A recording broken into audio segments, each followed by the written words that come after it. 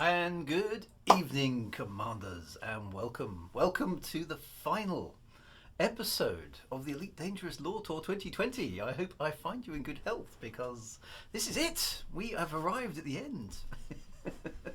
This is the ultimate episode after several months of traveling through the void. Traveling through many star systems to boldly go where many people have gone before, but we have discovered much in our time.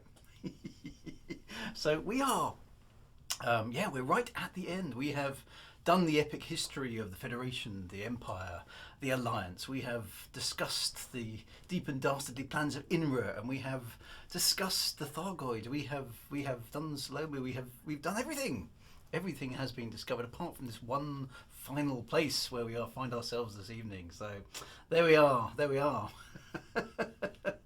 Lovely to see you. Thank you so much. I'm trying to catch up with the chat, but it's gone completely bananas. Lots of familiar names, so thank you very much for turning up. There's too many on there to even this, but you're all very welcome. It's lovely to see you. Lovely to see you. Now, people have already been asking, no, it's the end. What do we do? I'm going to take 2 weeks holiday. That's what I'm going to do. You guys, so I do need a bit of a break. Okay, so this stuff, I love doing it, but it's time and it's energy and it's all that sort of stuff. Okay, so I will be taking a 2-week break. Now, I will be streaming when I come back. And people have asked, what about another lore tour? Well, we need some more lore to happen before we do another lore tour. But there are other things that I might tour about. If that makes sense. So we will have a think about that. And I've already got some ideas, and people have already given me some good ideas that I've gone, yes, okay. So there are things we can do, and I will be thinking about that very hard. And we will come back with another series of touring something. I'm not quite sure exactly what it will be, but we will do more because it's a format that people seem to like. We can do a community thing. We can all tag along. We can have fun, and we can do stuff. And occasionally I may even get the old MIDI keyboard out and write a tune, so we'll see how it goes. But so there will be more. Okay, it might not be instantaneous, but there will be more sort of curated stuff coming. So yes, the tours will continue. The tours of the Elite Dangerous universe. There's plenty to see out there. It's 400 billion stars. How could we possibly ever run out of stuff to go see? So we will see. We will see what's coming up. But 2 weeks, I will have a break. And I tend to have a bit of a digital detox when I go on holiday, so I will probably be offline for a bit, and then we'll be back. Okay, so keep your notifications switched on for when I'm back online. The regular same slot will be used Thursday evening. Seems to work well for all sorts of reasons, so it will be preserved and it will be back. It's reserved for Elite Dangerous, so don't go anywhere. I will be back with some other bits and pieces. And yes, I have had a haircut. Thank you very much for noticing. Hopefully, I am trimmed for speed. Yeah, my Crate Phantom is now at least half a second faster, 0 to 60. Partly due to mass reduction. Okay, my jump range has also gone up. It's far more manoeuvrable now than it was. So there we go. So we better get on with the tour though, because this is it. This is the last destination. We are in a system called Cyradi. Something. the names out here are a little bit strange. The Cyradi, but the Cyradi sector is quite a nice place. I am currently parked, however, at let's just get over here. I am parked near a fleet carrier. Okay, a fleet carrier. Now, I was contacted in the week by Commander Y2K, and I'm hoping he might be on the stream. Saying he had engineered haircut. It was actually. It was quite fast. Oddly enough, the place I get my haircut in my local town is called the Man Cave, and it's very cool because it's a bunch of barbers who obviously cut hair. But rather than normal sort of hairdresser salon where it's just rooms full of mirrors and lots of equipment and things, their entire space is filled with sci-fi spaceship models, so you get to geek out while you have your haircut. So it's just a cool place to go. So that's why. Commander Y2K is at the Zurara. That's okay. I just wanted to give him a plug because I wanted to sort of just mark his fleet carrier, okay? So this is the Salome's Rest fleet carrier. It's one of two ships that are named after Salome. So I really do. Yeah, that's actually, after all that time, this is really touching for me, having been the guy who created the Salome character. So there are two fleet carriers here. One here called Salome's Rest, which is on the screen at the moment, and the other one is where is it? So we've got Salome's Rest. I will go through the fleet carriers. That's a bit of a tradition as well. Where's the other one? Remember Salome. So we have Remember Salome and Salome's Rest. Okay, so I am touched by the Elite Dangerous community still remembering poor Salome after all these years. So it's more than 3 years since she died in the lore. And in terms of when I created the character, that would have been back in 2012, 2013. So yes, it's a long old time, but people still remember, which was the one thing that she did ask you to do, remember. So and we've talked about that in the past, but there we go. So that's Salome's Rest. But Salome isn't the person we need to talk about this evening. This is all about the final bit of the Formidine Rift mystery, and we're in the final system now in the Zurara sector. But we need to understand how we got here, because this was the final destination that was aligned, to kind of reveal the secret of what was going on out here, and kind of pull all these threads together. So we'd had the alien bases, we saw those, the Rift bases, where it had been discovered there was some sort of expedition, some sort of strange thing going on out here, and crews were being killed, and people were going mad, and all sorts of weird stuff was happening. We heard last week about the mysterious R character, who revealed to be Rebecca. And we find out a little bit more about Rebecca in a little bit. So, and kind of what she was up to as well. So, like I say, I'm currently at Salome's Rest. So if you fancy joining me here, I'll be talking for a few minutes about a few bits and pieces to get set up, because we need to figure out what was going on. Now, remember all the clues for the Formidine Rift. Right in the first book in Reclamation, we had the Riort Ridquat line was given by an old lady in a hospital that Salome met on her original adventures. Okay, that woman was Rebecca.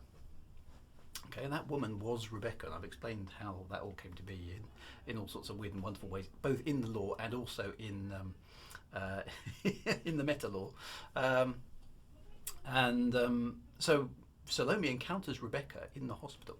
Now Rebecca has had her memories edited. She can't remember everything, but all she can remember is that there is a clue out here in the Formidine Rift, and the Riort Ridquat line is a pointer to that line, and she arranges for other clues to be pushed into Galnet. So not only can Salome find them, because she's acting as an NPC in the game at this point, that players can as well. And so one of the earlier clues was the Vain Queen rides a camel that remembers its father's daughter, which was a pointer to the constellations of Cassiopeia, Perseus, and Andromeda, which points you in a certain direction of space, and inside that particular direction of space is the Heart and Soul Nebula. Now, if you remember, the Heart and Soul Nebula is somewhere we encountered en route out here. In fact, there it is there. We can just make it out on the galaxy map, and it's not entirely a straight line, but it's close to a straight line from the Riort Ridquat line to the Heart and Soul Nebula, and then out here to the Zurara sector, where the final clue is actually put. Now, the Heart and Soul Nebula over there is sort of the entrance to the Formidine Rift, and the idea was that you had to sort of hack your way across here in ships that only had 25 to 30 light year jump range. It's much easier nowadays than it was back then, and you can't do it. You can't do it direct. So explorers back then had to find ways to get across. They actually had to detour all the way over to here, which we were touring around in last week, in order to get back across down to here, which is known by the fans as the Heisenberg Bridge, which gets you across this desolate part of space, eventually into this place. But how was this place located? How was this place located? Well, that was a Galnet clue that turned up in the game at some point. I've got it here. It's still online, and I can show it to you. So this is the Galnet clue that finally led to the final destination, if you like, for this particular part of the Formidine Rift mission. You can see it's 17th of April. This is a mere 12 days before Salome dies. Okay, she died on the 29th of April. So this is just under 2 weeks before she actually meets her fate. So on the 17th of April, a group of EM transmission technology enthusiasts in the Tia Nizla system. So that was always my clue to people following my bits of the story. If something popped up in the Tia Nizla system, it was a clue that something's going down, okay? So Tia Nizla system is like a red flag. It's like, bear that in mind. So, and just on that note, this is how I always notified people that it was a clue that kind of meant something. So this was a technique that people cottoned onto after a while. After I was doing these for some time. So if the Tia Nizla system popped up, it was like, pay attention, okay, because there's something going on here. Anyway, so they claim to have found a message in the exploration data gathered last year as part of a campaign organised by the Children of Raxta. Now the Children of Raxta asked for, there was a CG, a competitive CG between the Children of Raxta and the Federation to drop off exploration data from the far reaches of space in the Formidine Rift and the other areas of the galaxy. A spokesperson for the group, which calls itself the Hamsters, Hammy Hamsters, Ham Radio, that's okay, sorry. It was inside one of the beacon modulator wave harmonics. So that was a bit of technobabble. And it seems to be some sort of rhyme. We've studied it, but have come up with nothing. So we thought we'd share it with the galactic community. Okay, so over to the players. Okay, what is this? What does it mean? The message is reprinted in full below. A river, and then there's this rhyme. Okay, then there's this rhyme. River to the underworld, Gaia's daughter all unfurled. Fourth minor bear in vain, by viper's sting was slain. Also known as Nemesis, the doom of Chimera, she is tasked with soothing pain, suckling Odysseus from afar. The mother of, leader of the Titans, he transformed into a hawk, a daughter of Daedalians. Daedalian? Bear that one in mind. The piercer was how he was known, mother of Ulysses, ruler of the winds, god of night, primordial fleas. Zeus's namesake now lies in Sol, Achilles' favoured horse. Women of vengeance infernal, the vain queen rides not forth. A final word, a course to follow, a poor miser's sum. If you would understand it all, seek Fibonacci's Zephyrum. Okay? And that's what the players got at this point in the story. So 12 days before Salome meets her fate, this clue is dropped in Galnet. Now, the reason this clue was dropped in Galnet at this point in time, stepping into the meta lore for a moment, is because of all the delays in the dev of the game and various bugs, players were much further behind in working out all the other clues in order to get the game set up. Now, I had a publishing deadline for the book, okay, and I needed to be able to finish the book, so I needed to know what happened at the end. So I needed that event to take place on a certain date. So everything else got a little bit compressed, so it got a little bit artificial. So this was a little bit of a hurry up, guys, which wasn't the player's fault, but there'd been lots and lots of delays up online, which I hadn't foreseen. Well, I had foreseen some. I'd given myself some certain contingency time in it, but I'd used it all up and more by this point. So this was a message basically summarising quite a lot of the clues that had gone before.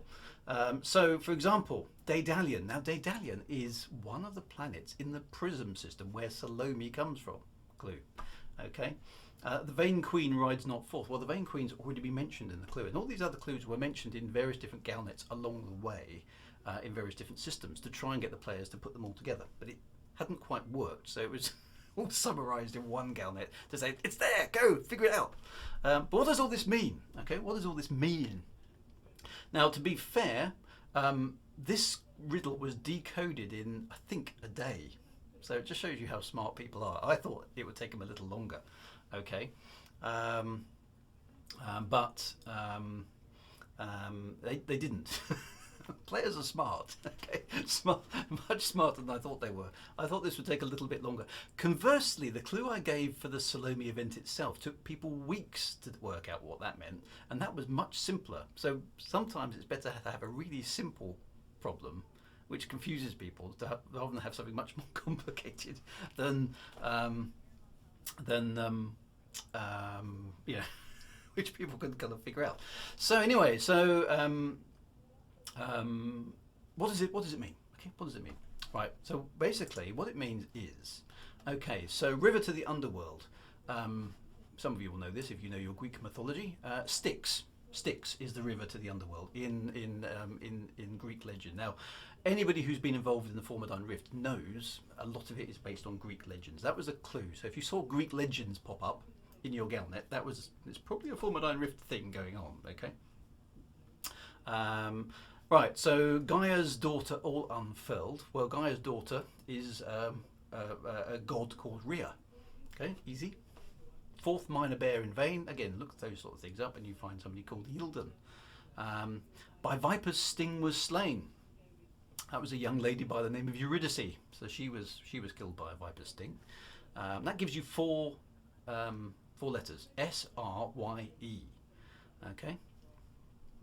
And basically that's how this decodes. Now what you end up with is this. Okay, so this is how I worked it out. This is, yeah, everything was in an Excel spreadsheet. So, there's the clue, there's the meaning, and that was the first letter that you ended up with as a result of decoding the clue. Okay, so you took the first letter of the word that you ended up with, and then that would give you a string. And the final one was actually Fibonacci Zephyrim. This confused people for quite a long time, but Zephyrim is another word for zero. Okay, and Fibonacci's Zephyrim was the zero before he started the Fibonacci sequence of 1, 1, 2, 3, 5, 8, and so on and so forth. Okay, so that's how I decoded it. This is my original workings out, if you like. That gives you a clue. Okay, and there's the clue. I don't know if you can see that too well on the stream, but there is the answer when you get that. Okay, and it doesn't appear to immediately make sense. Okay, so yeah, Excel dangerous. That's that's what this is. S-R-Y-E-R-B-E-A. Does it? And people were able to decode this. Okay, so they got that string out. Okay. Now that is an encoded location, encoded very simply. Okay. The way to break it is knowing that Rebecca, okay, R, would have encoded this in the first place. Okay, the code is interlaced with the name Rebecca, and if you remove the word Rebecca from the code, you get Cyradi JFXC0. Okay, which is where we are today. All right. So by decoding that clue in Galnet, it would lead you to a system. Okay, it would lead you to a system far out in the Formidine Rift, where you would discover something. So what would you discover? Well, let's go and find out, shall we? Let's go and find out what we would discover. So put yourself in the shoes of all those explorers, those rifters, those tinfoil solving, mystery loving rifters from 3 and a bit years ago. They've struggled out into the depths of the Formidine Rift. No engineering, okay? No enhanced jump drives, no Guardian FSDs, nothing like that. Plain old, hard hyperdriving. With limited plotting, difficult terrain, not knowing where they're going. Nobody's been here before. They finally arrive in this system. So let's go and see what they found. I'm just going to be very careful, back away from my fleet here. Let's go and find. Now, when you jump into the system, you will see a back then, of course. let's just do the fleet carrier thing. I do like the fleet carriers. We have a lot here today. So here today it's very, very busy indeed. It's swarming with fleet carriers. Oh, we did have engineers at that point. You're right. Sorry, Cosby. Yes, you're quite right. So we have a few of these I've seen before. So Tanny Lawn, Zero Gravitas. We have the Nightwish, the Frontier Sanctuary. Don't know who that is. Haven't seen that one before. Contents May Differ. Excellent name. The Alejandra, Wimbledon Common. We like the Wimbledon Common. The Absolution, which I've been hitching a ride on actually. So thank you very much for the ride to the owner of the Absolution. That's very kind. Guru Meditation has been here. The Araxius Prime has been here. Mithril Hall, actually, now that's a new one. Well, Mithril, of course, is from Lord of the Rings. It's the It's the metal that only reflects moonlight and starlight in Lord of the Rings. So that's a lovely name. The Sambo do Sargentelli, we've seen that one before. The tinfoil capital, little homage to to the Rifters. There was a massive thread. It's probably still there somewhere on the forums. You know, the Formidine Rift thread. It was a massive, a threadnought, I think is the phrase. And you know, when we were working out the mysteries, it was just called tinfoiling. It was. So the tinfoil capital is an excellent name for a ship. The Mobilus Inn. Now I spotted this one earlier, so I don't know if this is a little homage to one of my books actually, because in my Shadewood series I have a ship called the Mobilus.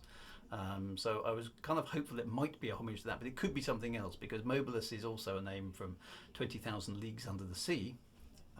It's a chapter heading in that book as well. So I'm curious if the owner of the Mobilus Inn is online.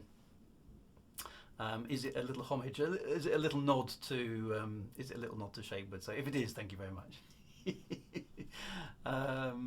The Emperor's Revenge, of course. So Bartas 4 says it is. I don't know if that's reflecting the conversation we just had, but if it is, that's even better. Awesome, thank you very much.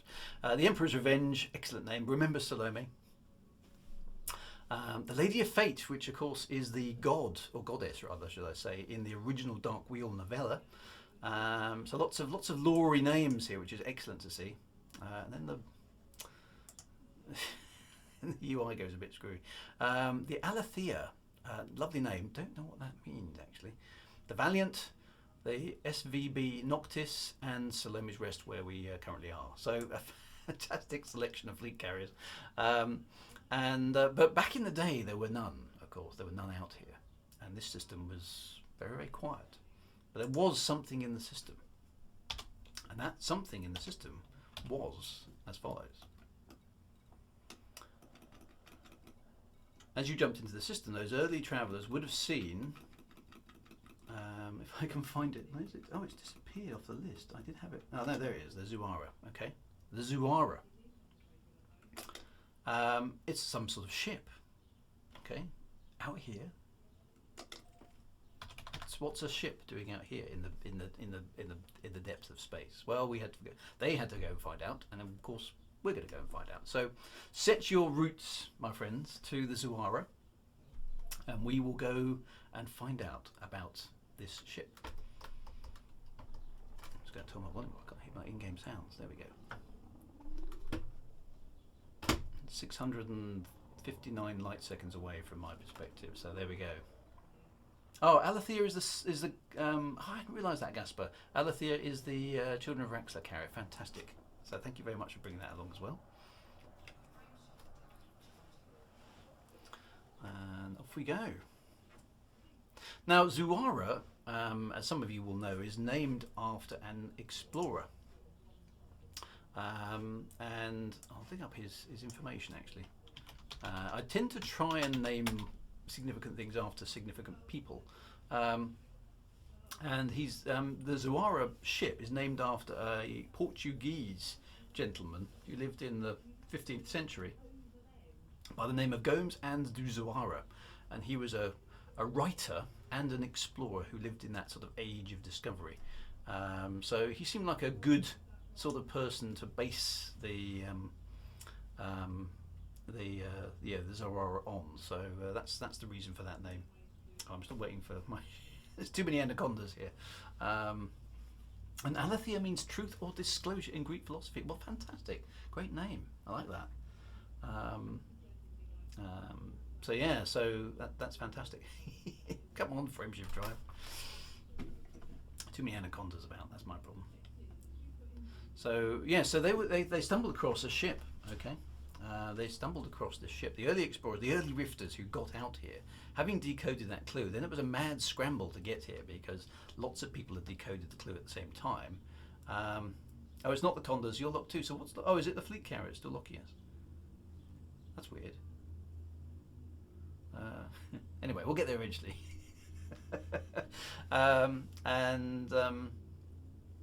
Yeah, so there was a bit of a gold rush. Who can get out here? We now know where the system is. Oh, it must be a cutter. Okay, so there's a cutter out here somewhere jamming us all with its huge mass. I was going to say the fleet carriers just have a sort of exclusion zone for mass locking, don't they? So right, off we go. Right, so let me lock on target. There we go. I like Super Cruise Assist. It's very useful. So yeah, so they found this ship out here in the darkness. Okay, and stepping into the meta lore for a moment.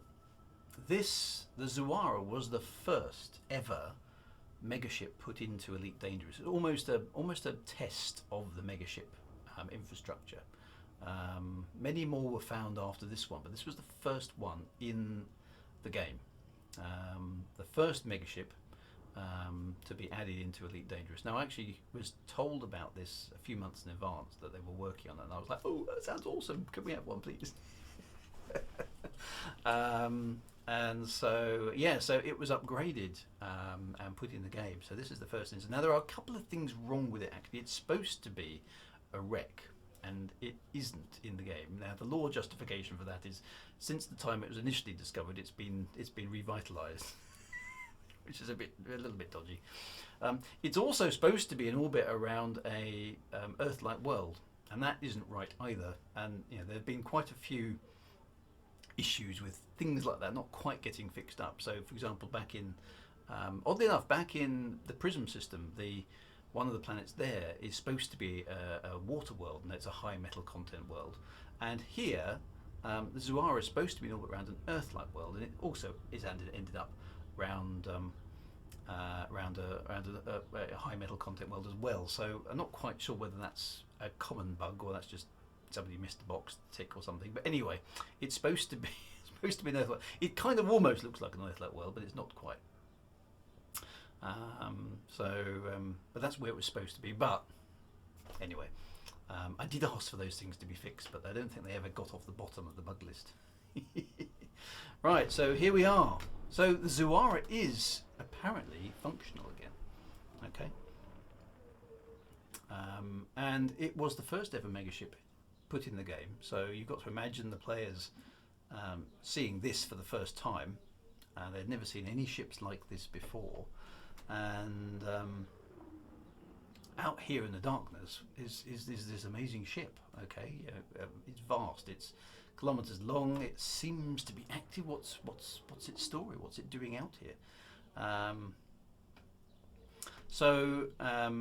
You know, put yourself in the position of those people who've hyperspaced all the way out here and have found something strange out in the darkness. And we are, you know, right on the edge of the the galaxy here, and you know, the Milky Way there is receding into the backdrop. Oddly enough, and I've chosen this angle deliberately, you can see, there you go, you can see the Heart and Soul Nebula in the distance from this angle. Other than the cutter there. That's where this ship has come from. Okay, it's come from the core worlds, but it took years to get out here using conventional old hyperdrive systems. Now, this ship is supposed to be shut down. Commander SP4H, a galaxy just hanging there, exactly as it was described in the original book. Okay, you go out there, the galaxy is just hanging there, literally. There's very little in front of you anymore when you're pointing the other way. There's hardly any galaxy left. Okay, and so this was discovered the following day on the 18th of April, 3303, back in 2017. That would have been in our time. Now, it's some sort of megaship. Now, in order to explore a ship like this, you know, there's a piece of music I think we need. So I have spent a little bit of time, and it's not great. Okay, it's okay. I've done my best.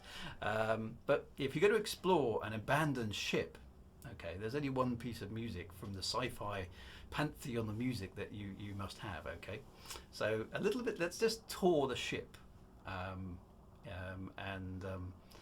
I've selected a piece of music, okay, to go with the tour, so we can just get the vibe from the ship. Here we go.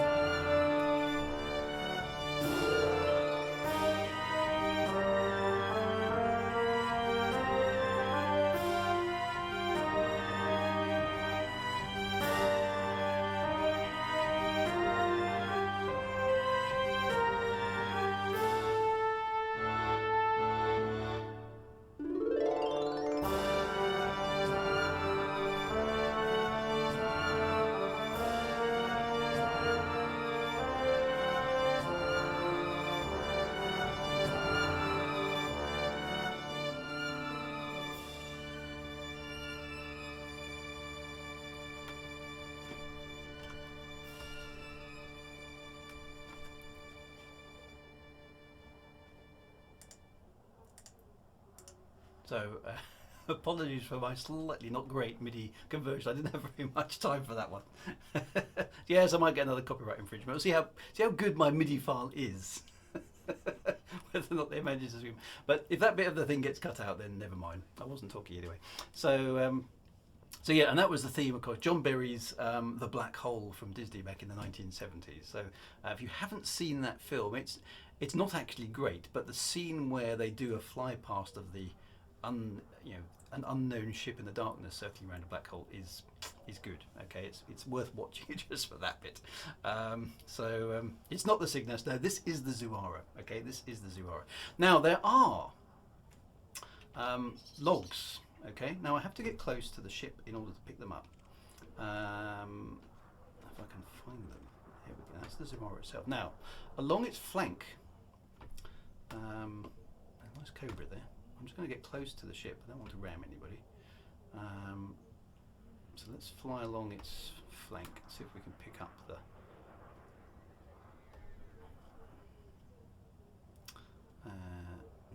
little points. Where are they? Because we need to hear them.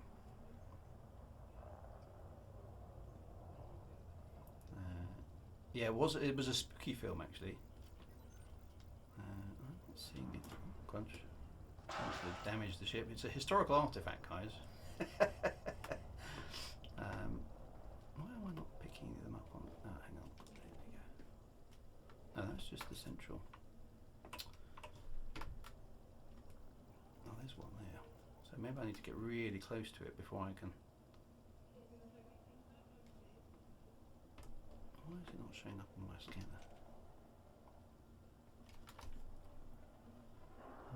Scan the ship with the data link. Oh, I just got to scan the ship. Has that changed then? Interesting. Okay, let me try that then. Data link scanner. There we go. Oh, does that reveal it? Oh, there we go. Okay, so targets identified. Use data link scan to interrogate the target. Okay, cool. Right, so where are they? Oh, there we go. Right, okay. Now we're picking them up. Right, there we go. So I'll scan those. So this is what you had to do. I've forgotten. Right, so there's the first one. And there are a sequence of logs. So we've got to look around. There's another one. There's uplink with the zeros. Let's go and get that one. So just bear with me as I play around with this. Let's take a little bit of time to pick them up. There are two series of logs here. Oops.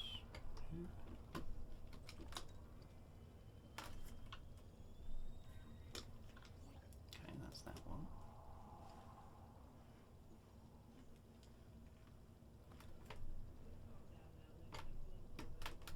Oops. Nope, wait, that way. Not very good at navigating very close to ships. So, where is... There's one over there. Do not park in the thrusters. Okay, that's good advice. Don't park in the thrusters, everybody. There's one over there. That's logs number 6. So there should be... I think there's 7 in total, numbered from 0 to 6. So that's what we're aiming for. And you have to read them in sequence, so we'll do that in a moment. Okay, so that's... Commander Burnjello almost died. Okay, there's a warning for everybody. Do not sit in the thrusters, which is probably good advice at any time. Okay, so the thrusters are live. It's not advised. Okay, so I am seeing... I can't see them visually though. I've got those 3, so let's go down the other end of the ship.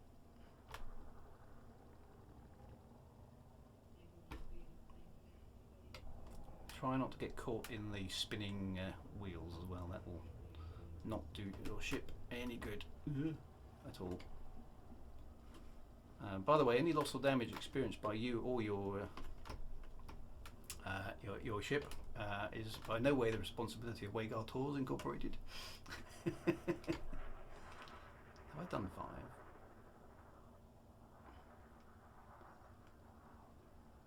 To get quite close to these things, don't you? Right.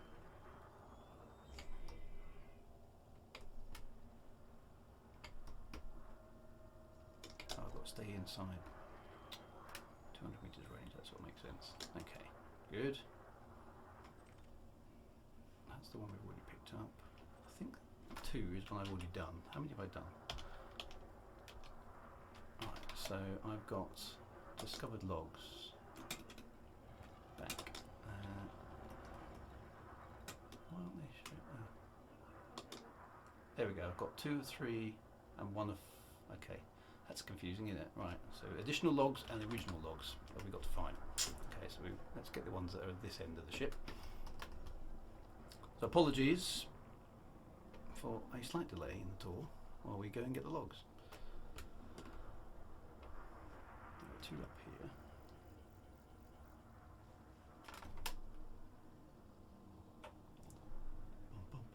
Where is it? There we go. It appears to be on the front side of the ship, actually, looking at that.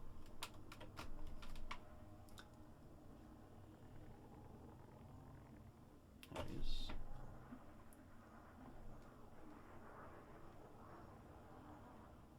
Near what I suppose is the bridge. Okay.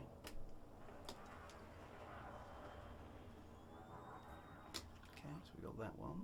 There's another one just over there.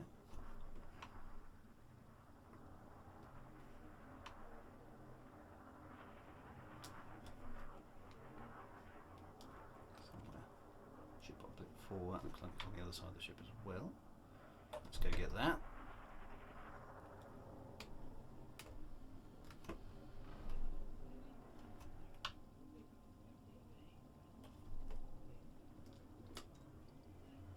That should be close to. I think I might just be missing 1 now. Oh, go away. Right, I've got 1, 2. I've got all the additional logs. 1, 4, and 3. I'm missing 1 log. Let's see which one I missed. This is the only slightly annoying thing about these. That's ship uplink 6. We definitely got uplink 6. Does anybody know which one I missed? There's 2 at the front there.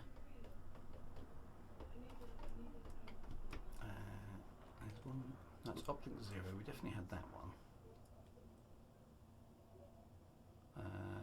I know. How can I be so novice? I don't do this sort of stuff. 5. I think I got that one.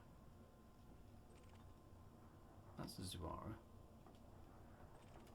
Uplink 2. I think I'm looking for uplink 3 actually. Let's just double check. There we go. A bit closer. Yeah, I've got that one. So where's the last one?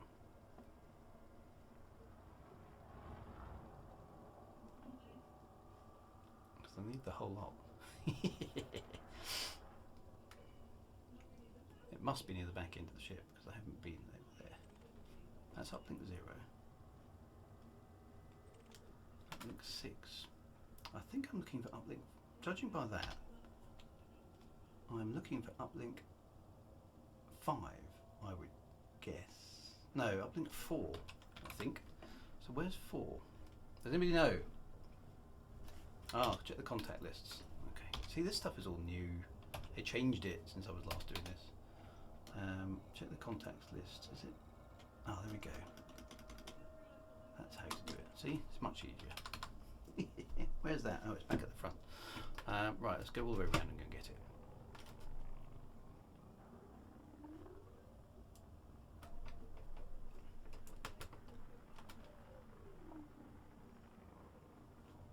I think I've done 4 actually. Yeah, I've done that one, haven't I? So, which one haven't I got? We should. The problem with this, it doesn't tell me. Uplink. Let's just go through them. 1. Where's that? Okay, 1 is down the end there. We've definitely done 0. is this one I haven't done. Once we get the whole lot, we'll be in good shape.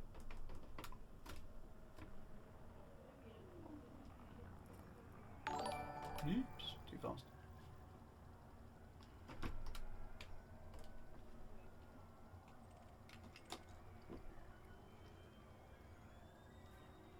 Right, there we go. There we are. Right, we've got them all. Okay, so that should be everything. Discovered logs. Right, now we can listen to them. Right, I'm going to back off. Because this bit is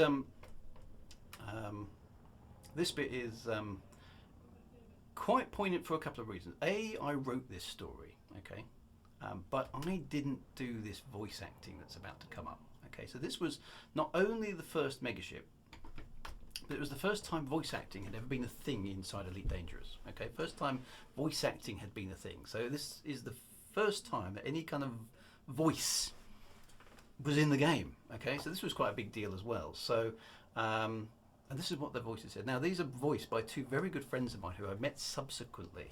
Okay, two very, very good voice actors, Amelia Tyler and Jay Britton, who you can find on Twitter, and they did this voice acting of these characters. So for me it was quite exciting because I'd written this dialogue, but they brought it to life and they took it far beyond anything I could have done on my own.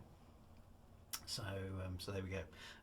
Right, so let's find out what happened. Okay, so the first Zurara log is coming up.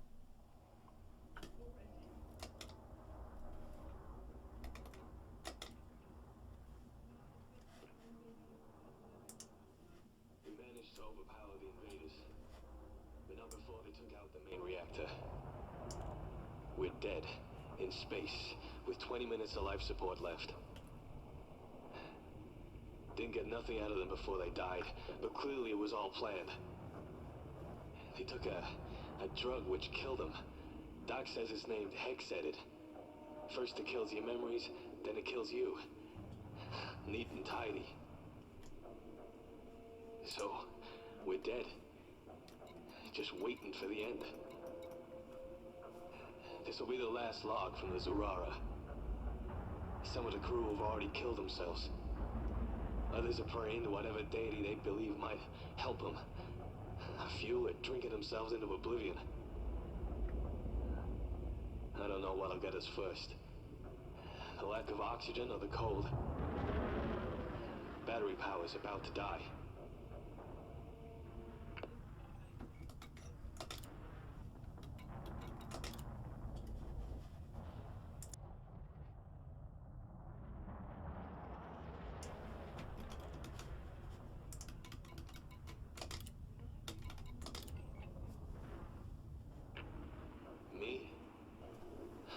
I'm leaving this log. This far out, I doubt anyone will ever hear it, but... well, what the hell? We all signed up for the promise of big payouts. A year of your life in exchange for enough to retire on. I guess I should have looked closer at it. But you would have probably done the same, right? No need to work again. What's clear now is whoever was behind this mission never intended for any of us to come back. Damn, it's cold in here now.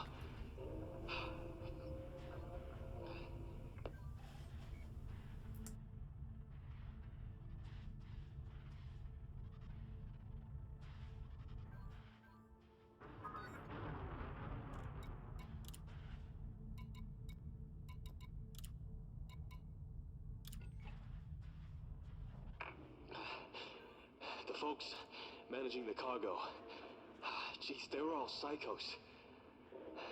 The moment we completed the mission, they just snapped. Killed the ship and killed themselves. Some kind of mental conditioning, Doc said. We tried to get word out to the other vessels when we found out.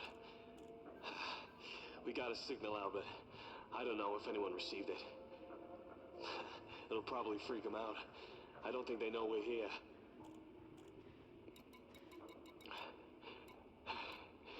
We dropped a series of beacons out here, all targeted around Earth-like terraformable worlds. We prepped some of the terraform candidates with seeders and biofilters. No one can figure out why it was necessary, but that was the mission. Just as we were turning back, boom. Those cargo handlers went nuts.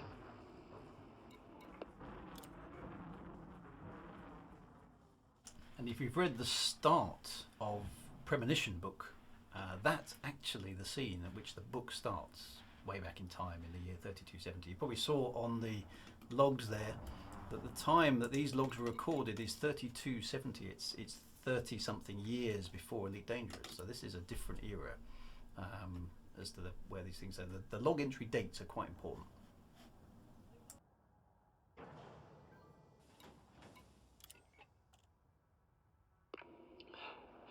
So, that's it.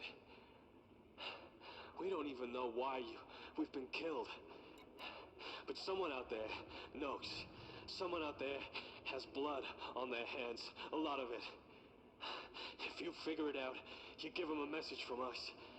You know what I mean? Funny. We were told there was something bad out here. That was haunted by ghosts. I just never figured it'd be us doing the haunting.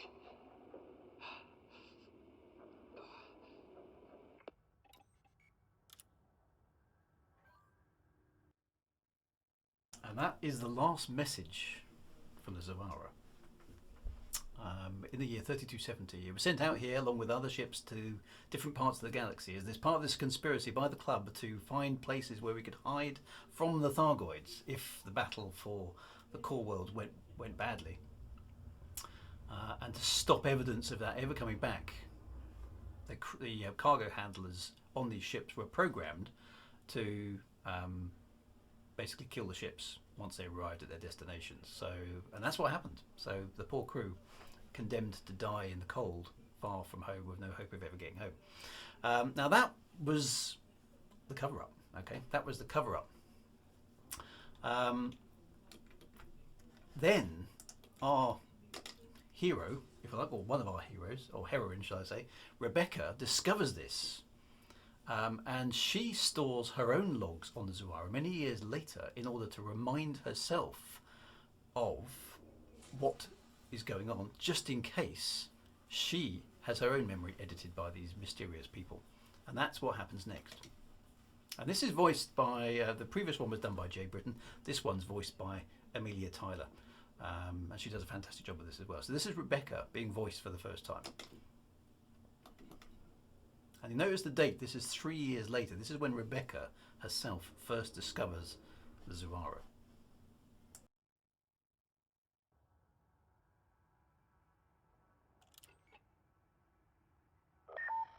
So, this is what they were hiding. I'm leaving the old logs for reference. I might need to come back this way again and re-educate myself. Chances are my memory will get zapped again. If I don't make it, I'll have to leave clues for others to follow. So, if you're reading this and you're not me, here's the deal.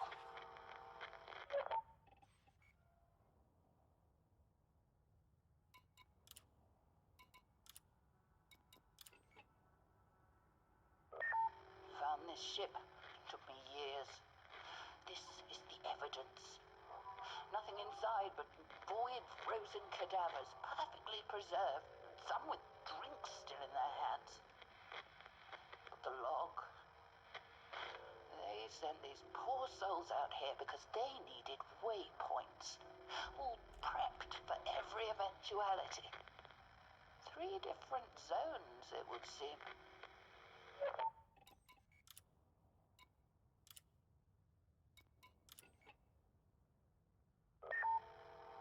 There's a conspiracy. Guess you figured that out already, but it goes way up, way beyond the Feds, the Imps, and the Alliance. Something is coming. I don't know what it is, but it's bad, and it's all being hidden. All this weird stuff far out in the void. It's some kind of contingency plan. The answer to why and who is back in the core, not out here. That's where I'm going next. Wish me luck.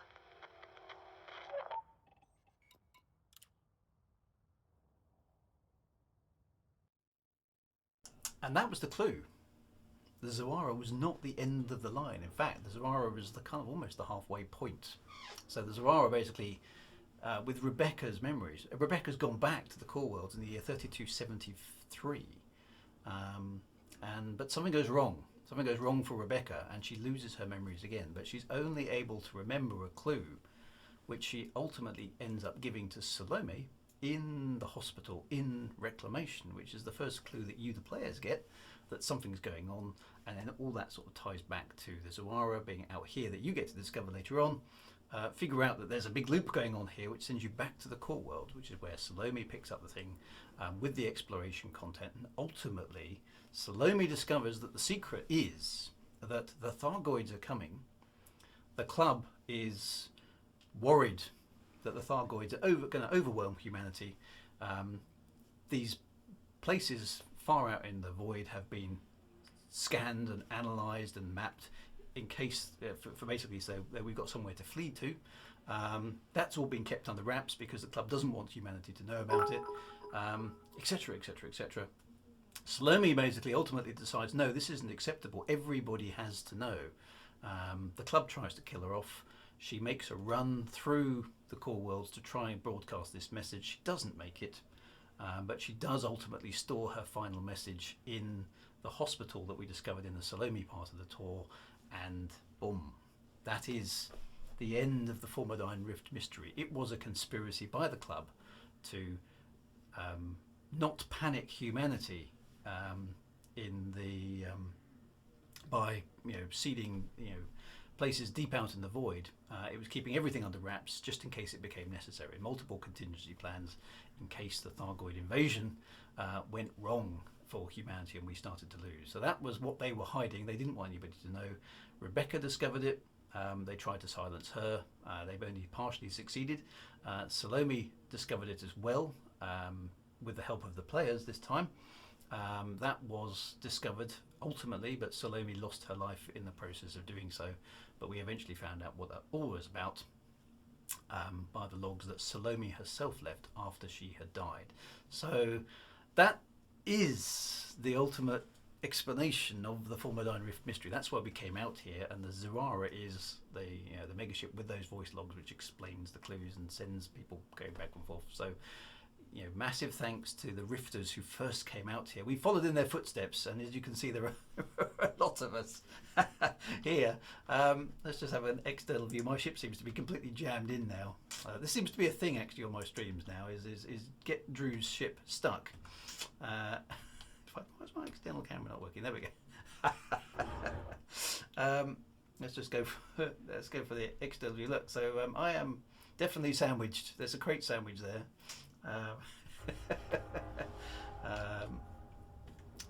So yeah, I think I'm a bit stuck. But we've come out here where into the darkness of the Formidine Rift, and the Zurara was one of many ships that went out here. There have been bases discovered in the other parts of the galaxy, which are the Hawkins Gap and the Conflux, which is the other one. Okay, and now I did ask for other ships to be put out there as part of this story. The Seredi one was the only one I specifically placed because it had to be on the Ridquat Riort line. Now I don't know if there are any others out there. I know people have gone looking. In the lore, there certainly should be. They were originally anacondas there. So whether there are actually any ships, it would be kind of quite cool if there are. Nobody's found them yet, but I really do not know if they actually did get placed in the game or not. Arguably they should be, but I think Hawkins is named for Professor Stephen Hawkins. I kind of hope it is. But yeah, there should be other ships out in the conflux area and in Hawkins Gap, but I don't believe they've ever been discovered. So maybe they're still out there waiting for somebody to find them. I don't know. But the clues from the Zurara would send the players back to the core worlds to find out what else was going on. And the idea was that it was the players uncovered the Hawking. It's Hawking, isn't it? Yeah. Is it Hawking or Hawkins Gap? Because if it's Hawkins, it's not him, is it? So in that case, I don't know who it might be named after. Is it Hawkins Gap or is it Hawkins Gap? I'm not sure now. My memory of it is a bit vague.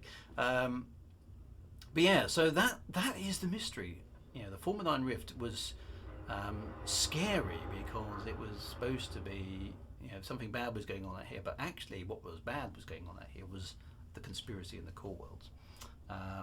Okay, so there we go. Eramis says it was named by the Galactic Mapping Project after Stephen Hawking. So yeah, I think it's Hawkins Gap. So that makes sense. And I think I contributed to that. I think I misspelt it myself at one point. So that was possibly my fault as well.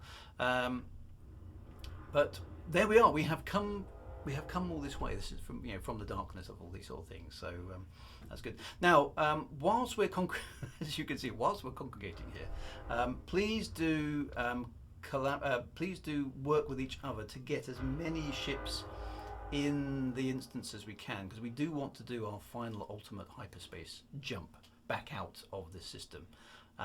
So I can see my scanner has gone completely bananas as far as the number of ships I can see on it. So there are a lot here.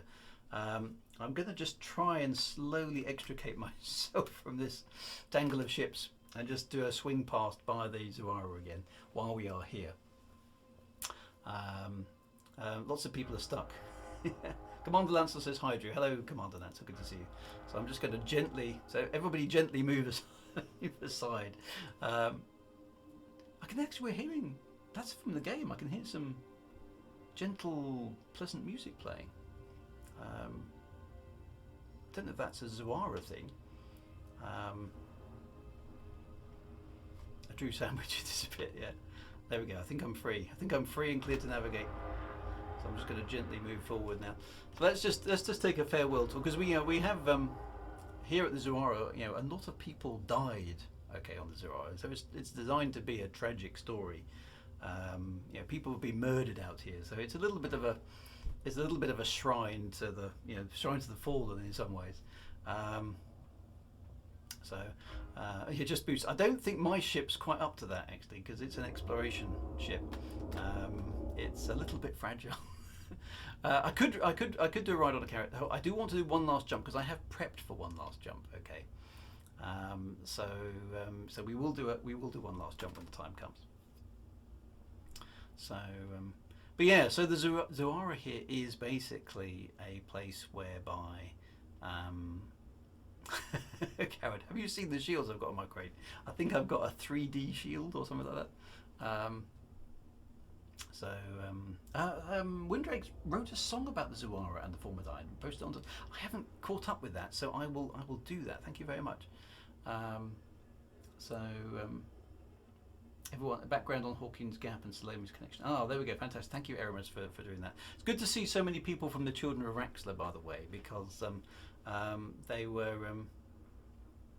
instrumental in helping unlock the thing. Now, the Children of Raxler did get a. I had to be very careful working with the Children of Raxler, because they had, in the gap between Reclamation and Premonition, they had adopted Salome as their sort of figurehead, as a player faction. Now, at the time, I didn't know that Premonition was going to happen, so I said, yeah, that's absolutely fine.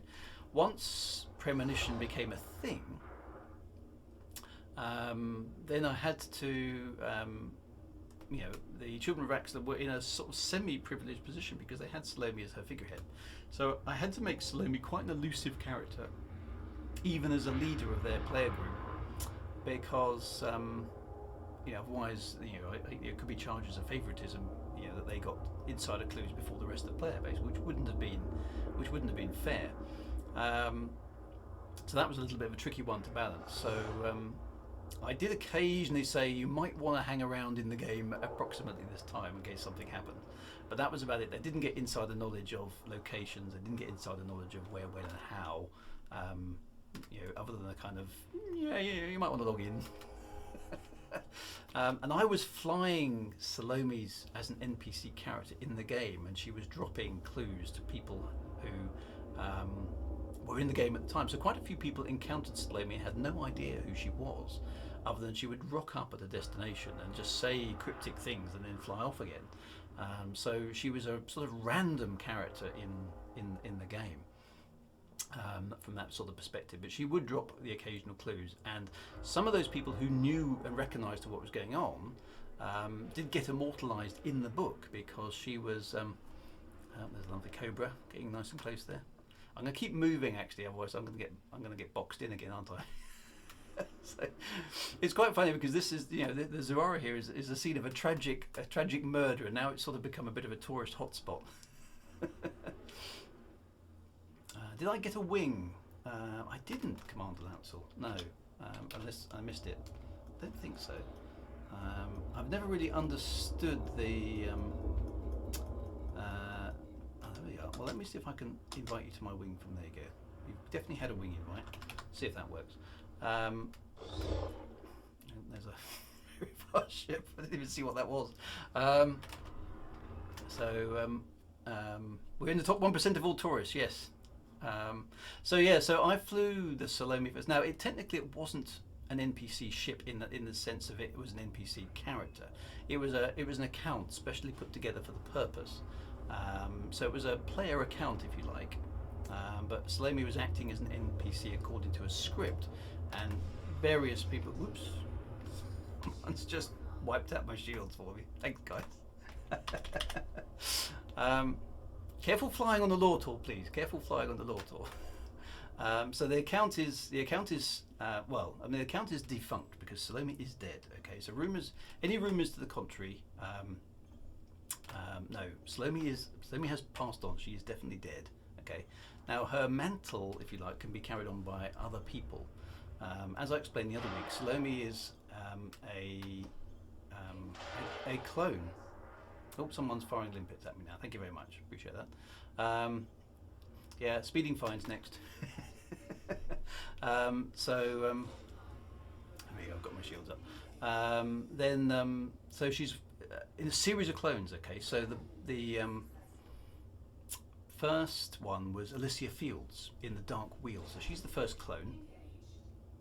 She's the first clone in the entire history, and she's the first in a line, okay, of clones, which goes through Alicia Fields from the original book, goes up through the years of Frontier and First Encounters, goes through into the years of just prior to Elite Dangerous, where we see Octavia Quinton, who's the bad person, the baddie in Elite Reclamation, ultimately into Salome, and then the baton is passed on to another character called Alessia Verdi in Elite Dangerous. Now, Alessia Verdi is still alive in the Elite Dangerous universe. And she is a member of the Dark Wheel faction. So you might want to stick her on your friends list, okay? That's all I'm going to say for the time being. It's a search for Alessia Verdi, Alssia Verdi. She is a character from the books. She is still alive in the Elite Universe. She's been lying low, actually, ever since the events of Premonition. Not understandably, people were out to kill everybody. Very, very dangerous to be around.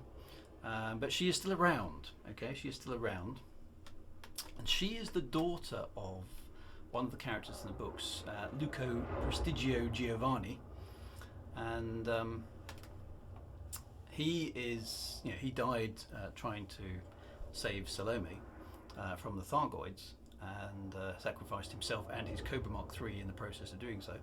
And but she is his daughter, okay, ostensibly, and so her story is yet to be finished again. I'll type the name into the chat, so make a note of it. Alessia Verdi. Okay, so if there's another part of this story still to come, and of course, usual thing on this, no guarantees, no promises, etc. But she will be part of it. Okay, so Alessia Verdi is definitely one to watch.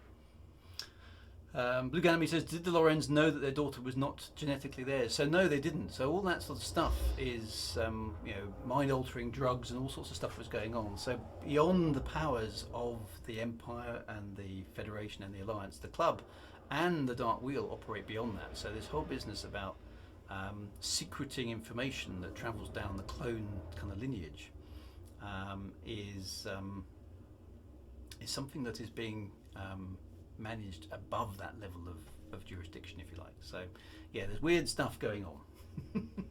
And most of the clones don't necessarily know what they're carrying either. But one of the clues was the colour of the eyes. One of the clues was the colour of the eyes. They had grey eyes. One of the things that's very distinctive about Salome was that she had grey eyes, and the same with the others. It's a very big. Is that a cutter? Yeah, it is.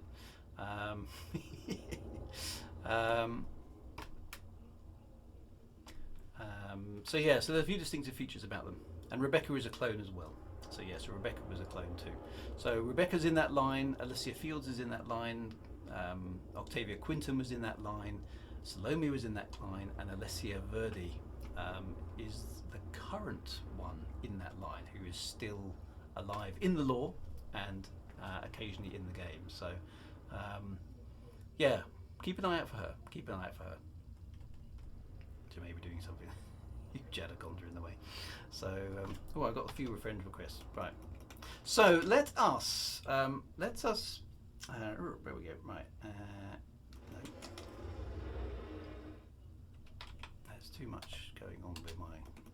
No, I think that's. Where's the friend requesting?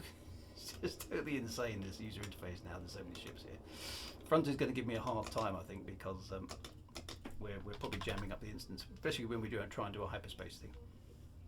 So there we go. So that's the essence of the story. Okay, that is the essence of the story. That's why we came out all the way out here,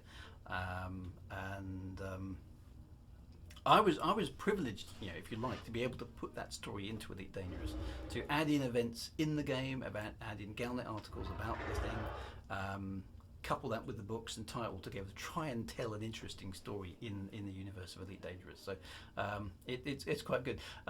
Hopefully the club won't take me out tonight. Now, for those of you who know, the last couple of weeks I had some mysterious shutdowns with my computer, and with the help of a few people on Twitter, it turned out that the power supply for my PC was a bit naff. I think I was running a 2D power converter, and I should have had a 4A on my PC. So I've now got based on all the people on Twitter telling me what I needed to do. I got my PC upgraded from 450 watts to 750 watts. So if that was what was causing my PC to unexpectedly shut down, hopefully we fixed it. So far everything seems to be good. So I've got my streaming stuff running, I've got Elite Dangerous is running, the networking's running, everything's running, and I've got that's about the pieces. So yeah, hopefully we don't get EMP'd by the club or the Thargoids or anything else, because it went wrong when I visited the Jameson crash site, and the club took me out when I was talking about them last time. So hopefully we won't. So my aim, if you like, with this story was to give players something Raxler-esque to go and find in the darkness, okay? So I was running a streaming and recording a rig, on 50, so boom. So it's amazing it kept together that long, really. So anyway, 750 watts is what I've got now, so fingers crossed we're good. So 750 watts to me sounds like a lot, okay? I must admit, I can feel a bit of warmth coming from lower down, as it were. But yeah, so 450 watts wasn't enough. I hadn't spec that machine. Nice idea. If I was FDev, I'd drop a few coins. Wouldn't that be funny if FDev was watching this going, what's going on out there? Let's do something with the server. So let me just pop outside so we can do some of that, because I managed to. Oops, there we go. There we go. I ran the wrong way actually. There we go. Let me just get some external shots. Everyone likes the external shots. Let's get the Zurara in the background as well. There we are. Look at all the ships here. It's just insane. So it's quite nice to have the Zurara in the background too. So yeah, so I to summarise this entire tour, okay, in terms of the Formidine Rift and every other bits and pieces. Although back in the day, Michael Brooks said to the authors, the original authors from the Kickstarter, are there any mysteries you want to put in the game that can be alluded to in your books? And I remember thinking, oh, yes, I want to do that. There was kind of like, can we do Rexler? No, you can't. Okay. Kind of expected the answer, but it was worth a try, right? No, we can't do Rexler. Rexler's off limits. Okay, well, I want to do a Rexlery thing. I want to do a mystery. I want to do something legendary, something weird, something that's out there, all those sort of stuff. So I came up with the idea of a Formidine Rift. Now, the idea being that there was something strange happening in the darkness that players had to uncover. And as a result, this all sort of thing came together. Somebody's shooting. Somebody says, "Well, keep an eye out for that." Don't know who that might be, but there are lots of ships here, so take it easy, guys. I don't want anyone to die as a result out here, because we're a long way from home. So way back in 2012, I was plotting with Michael Brooks as to what this could be and what the possibilities were and what the game could do. And we had text logs, and we had anacondas, and we had various other bits and pieces that people could uncover. And we had Galnet and all those sort of things. So all that sort of stuff was possible. And we built up the initial parts of the game. And as the game got more sophisticated, we could add more and more stuff to it. So the voice actors came on, the bases came on, and so on and so forth. And the idea was that it was a mystery that players could uncover, and they did. They worked together to figure out this weird conspiracy that was going on. And the idea was that this was all a prelude, a premonition, hence the title of the book, to the Thargoid invasion of the bubble. And Michael Brooks at the time was very keen he actually wanted the bubble to burn. I remember I had a conversation with him at a couple of the Elite conventions. He said, "No, we should just set fire to the bubble, destroy it all. It'll be Armageddon. It will be perfect." He was quite excited about that. I thought that'd be quite a cool idea, but I think, alas, although that would have been quite good, I think it might have been a bit disruptive for the player base.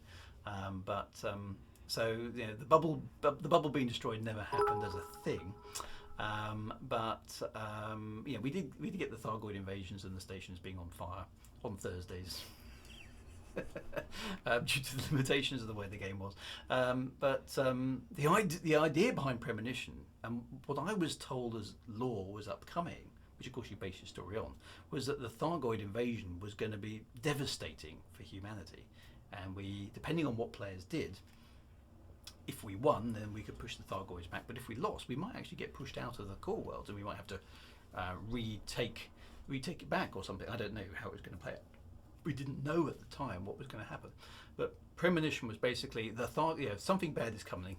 The Thargoids clearly, and it's going to be devastating. It's going to be terrifying, and blah blah blah.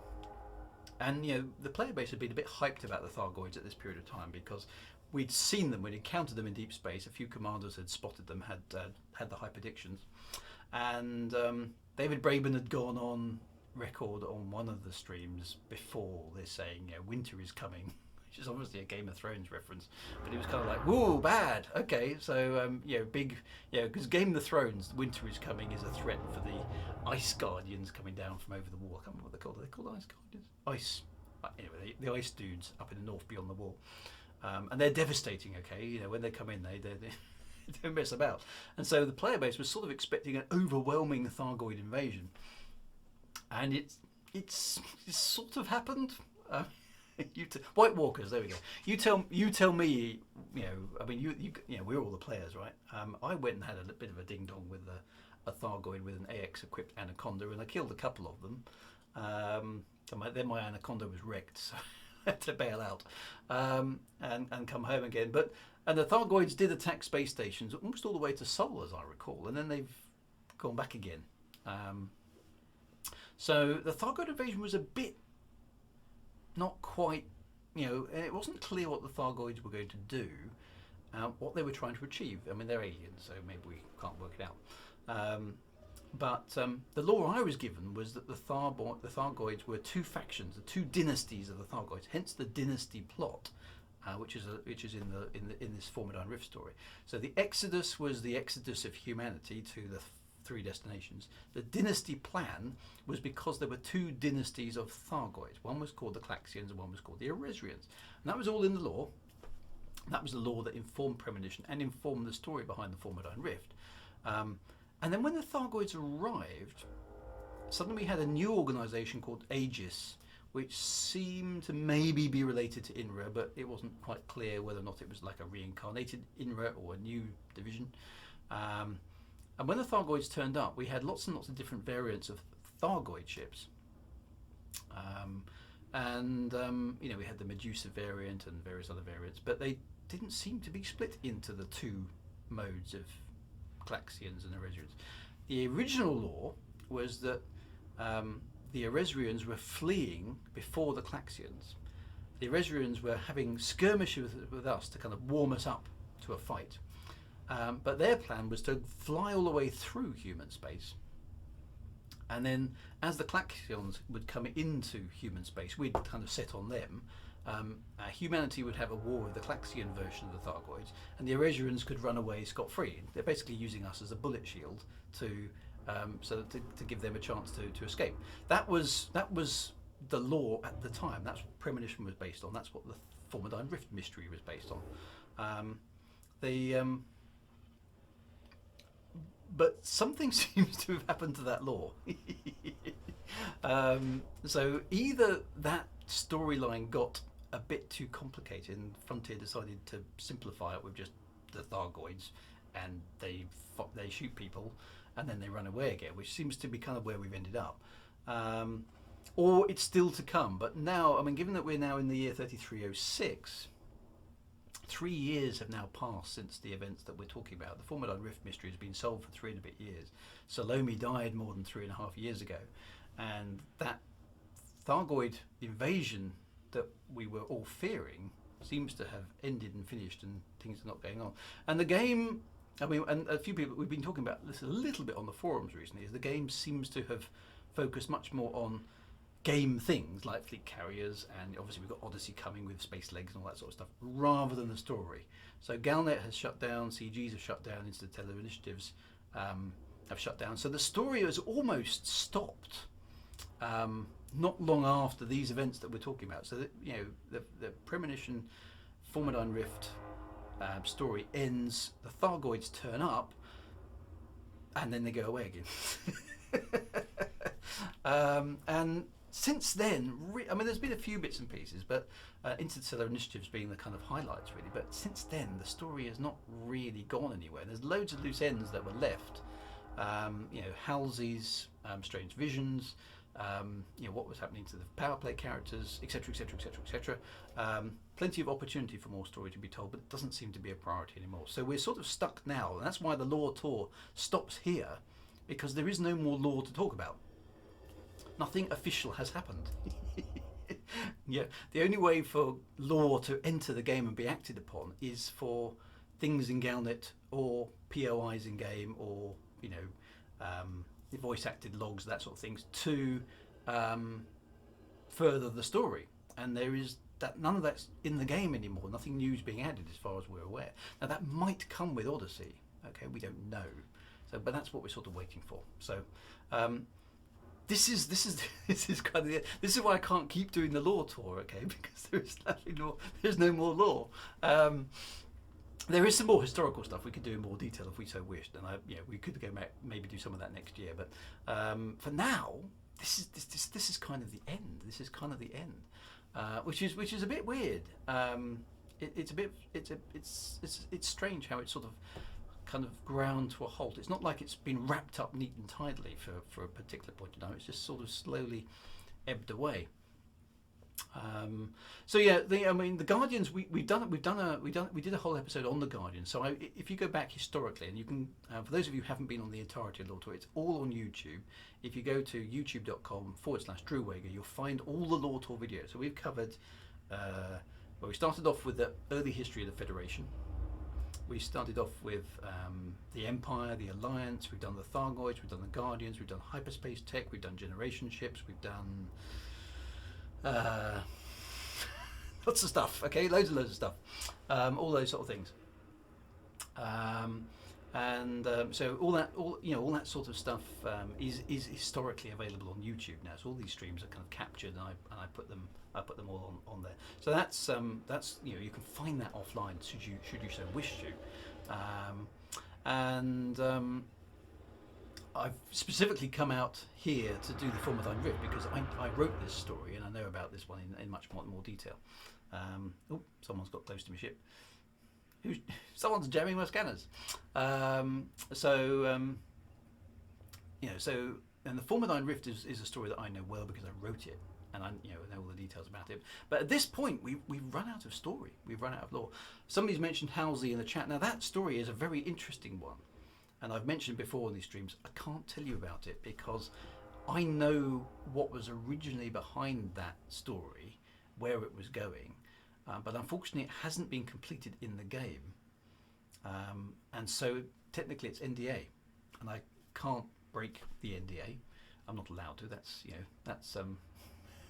people who will sue me if I say anything about it. So I can't tell you, which is a bit frustrating because it's actually I thought it was quite a cool story, and I hope it will be revealed at some point in the future what Halsey's vision and stuff was all about. But it may not be lore anymore. It may have been retconned away. And I can't tell, but reading into what the community managers are saying about Galnet, whether Galnet is gone for good or whether Galnet's just on pause until we get back into Odyssey, who knows. I really, really hope it comes back in some form or another, or maybe it gets replaced with something better. That would be the best thing.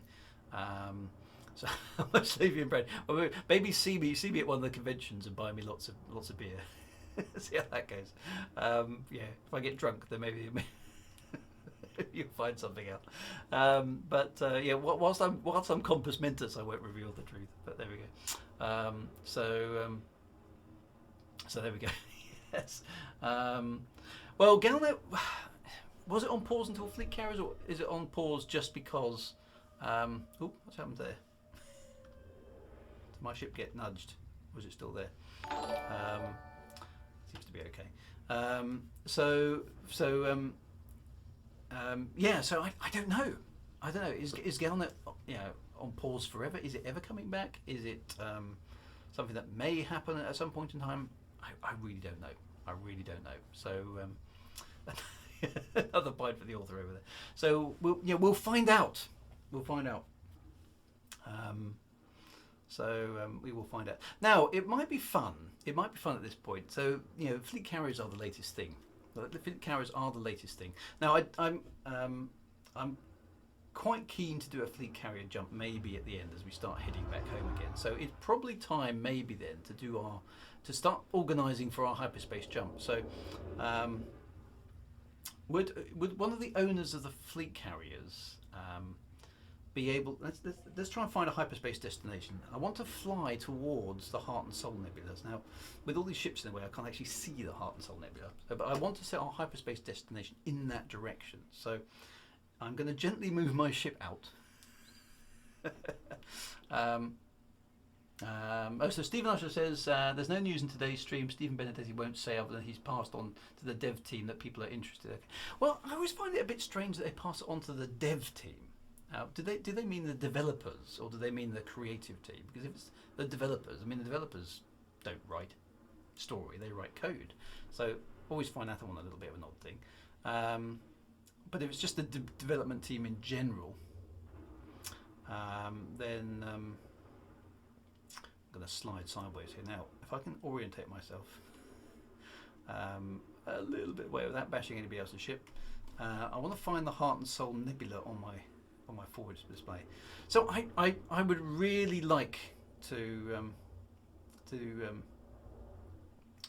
to to see more story come back in this game, because this game is just brilliant for story. And I've not wanting to the fact that we're all here talking about it now is a testament to the fact that this game is so good at hosting the imagination and hosting the that level of kind of, I don't know what it is, imagination or sort of fertile ground for the imagination. Right, where is the heart and soul nebula? I'm just going to gently fly away. You can all follow me. I'm just going to try and line up a little bit. Where's the? I can't even see the Milky Way here at the moment. There's lots of ships. Oh, okay, well there's the Milky Way. So there is. Where's the heart and soul? There it is. Right, there we go. Okay, right. I just want to have a look, see if I can find a star in the right direction. What about the background of the power play characters? Okay, well that's an interesting one as well. Now here's a little meta lore story. When I was writing for Premonition, now when I wrote Reclamation, there was no power play. Okay, there was no power play. Bob Fnord, you're quite right. We will jump from where we are because we've got so many people in this instance. We will definitely jump from here. That's a very good point. So a little bit about the meta lore there. Now the problem is we're probably not. Look how slow my machine is now. Are we going to find a star in that direction? We're not, are we? There just aren't any stars out here. And I do want one that's. See, that's probably too far for some people. That's the closest star. Haven't really got anything in the right direction. So we will select a star. There we go. We're going to select that one. That is, I think, the closest system. And we're going to use that as our hyperspace jump point. Okay, so let me just type that in the chat.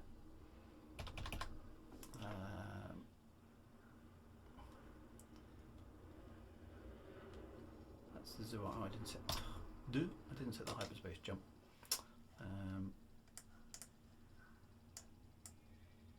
There we go, that one. We are going to go there. It's 23 light years. Look at how long the route plotting takes, even though it's actually just there. It's a bit weird. Right, there we go. So it's actually directly behind the Zurara. We are going to go, what is that? We're going to go for the Cyrade. DC, I assume that's a, is that an I or a 1? I don't know, B2-0. That's where we're going. So that's the system to lock your hyperspace on. Now I'm gonna just move out of the way. So let's form up. What we're going to do, we'll do a flyby, I think, of the Zurara.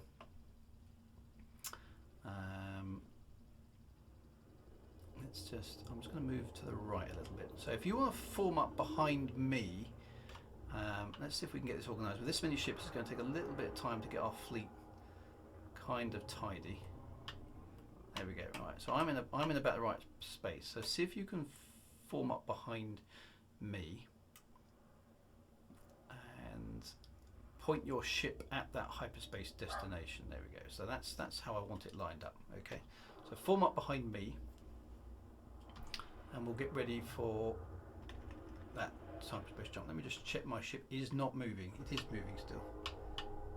Right. Let me just make sure it's stationary. There we go. My ship is not moving. I have, and we'll do a rolling start. Okay, we'll do a rolling start for the hyperspace run. Okay, we'll do a rolling start as we did on a few weeks ago. The hyperspace is a complicated thing. Okay, so form up behind me, and we'll do a rolling run. Okay, past the, we'll get some screenies, past the Zurara. And then we'll trigger hyperspace to Cyrade DC-01 at a particular time frame. Now I do want to kind of finish up with a fleet carrier jump. So the Zurara does have a mass lock, so we need to get beyond that. So we'll bear that in mind. We'll do the we'll just do a fly past of the Zurara now, there's no way to easily match speed. So what we did last time is we chose a speed which was 50 meters per second. Which is relatively easy for all the ships to to line up against. So it looks like everybody's lining up really fast actually. Well done, guys. I'm quite impressed. Let me just have a quick look. So someone's right underneath me. Enter free camera. There we go. Right, so that's okay. So that's looking pretty. There we go. Let's take the HUD off. A lot of ships. This is the Formidine Rift fleet. So everybody be prepared to do a run at 50 meters per second. Okay, we'll do that past the Zurara first to get some screeners of that running. Okay, so this is the Formidine Rift fleet forming up with the planet in the background. I use about your piloting skills are much better than mine. I'll hold my hands up, and I am not the best pilot in the universe. But look at that! I mean, look at the fleet here. This is awesome. So there are a lot of ships in this instance now. This just looks amazing. That's a screenshot. I'm going to just take that while we're here. That's amazing. So there we go. Let's get some. Is F10 or F12? I think it's F10. A ragtag fugitive fleet. Yep. So there, that's pretty impressive. So hopefully you've all got the right hyperspace destination. Ooh, that disappeared. There are a lot of ships here. I'm seeing dolphins, orcas, anacondas, pretty much every ship. Asps, kraits, cobras, cutters, clippers, corvettes over there. I think that's virtually everybody in shot there. Oh, there's some more at the back. Oh, there's still some more there. So that's it. Look at that. There's the ragtag. There's the ragtag fleet. And the Zurara. Actually, we're so much mass there in space. There we go. I think that's everybody in shot now. It's just F10. It is F10, isn't it? Yeah. Stores my local folder. Right. Okay. So let's do an honorary fly past of the Zurara first before we do the hyperspace jump, and then we'll organise the timing exactly for the hyperspace jump, because it's tradition on the stream that we do the hyperspace jump to music. Okay, which I have sort of tried to put together. So we will do that too. Let's do an honorary fly past of the Zurara. So I'm going to orientate myself. Which way do I want to? I'm going to orientate it myself so I'm looking out of the right-hand window. I think. Oh, there's a ship close to me. Clunk. Sorry about that. Whoever that is. Scratched your paperwork. There we go. Right. There we go. Okay. So 50 meters per second.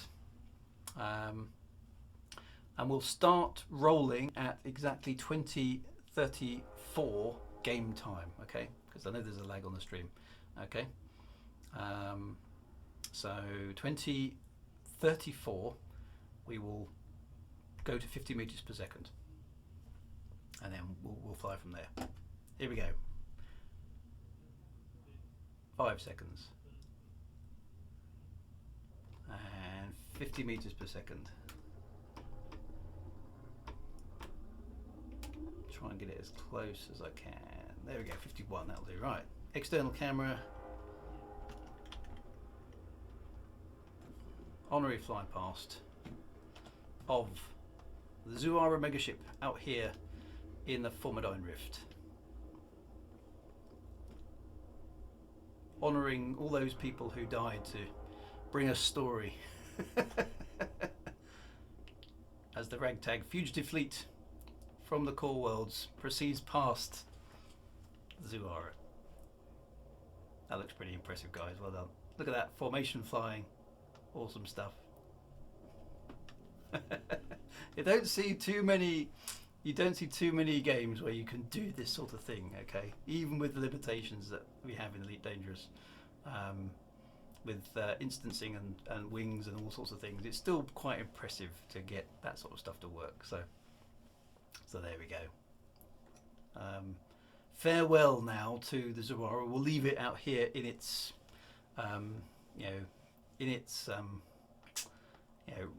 it rests in peace. I think out here in the void, out here in the black, and we bid it a fond farewell. It was a cool ship, and we salute those who died upon it.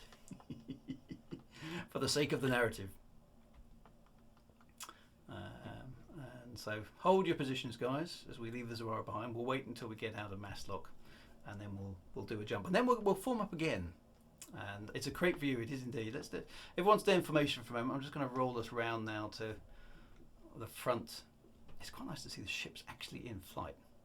It does look very, very cool. Let's just zoom back in on the fleet.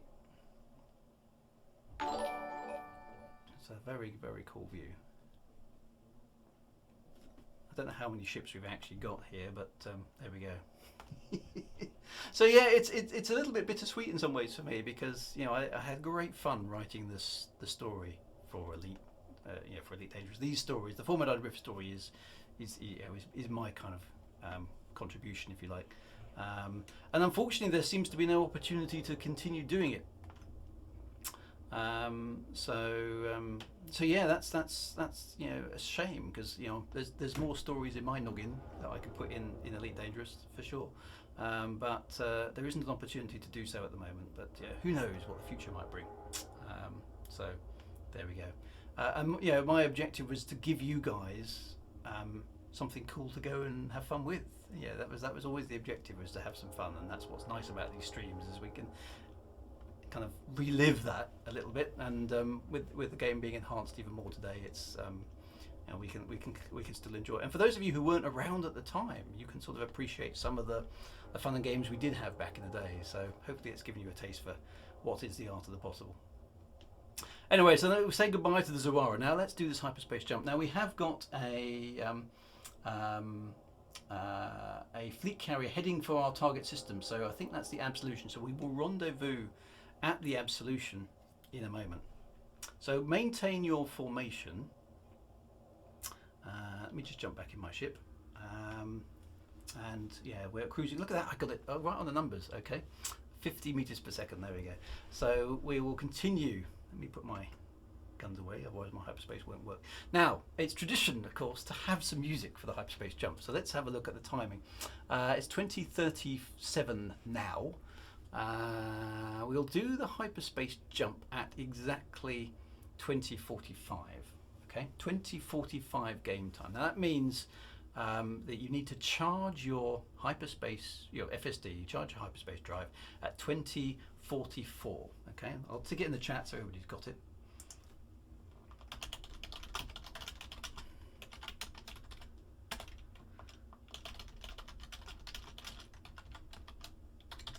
Okay, so charge the drive at 20:44 game time and throttle up at 20:45 game time. Hopefully that's nice and clear for everybody, all right? What I'm going to do, now you guys keep going, okay? Just stay in formation. I'm going to loop my ship round at the back of the formation so we can film it, for the stream, okay? So don't follow me, all right?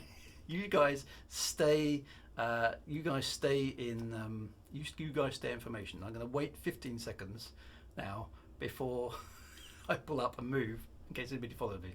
Stay in formation. I will jump to the back of the fleet. Okay, I will jump to the back of the fleet.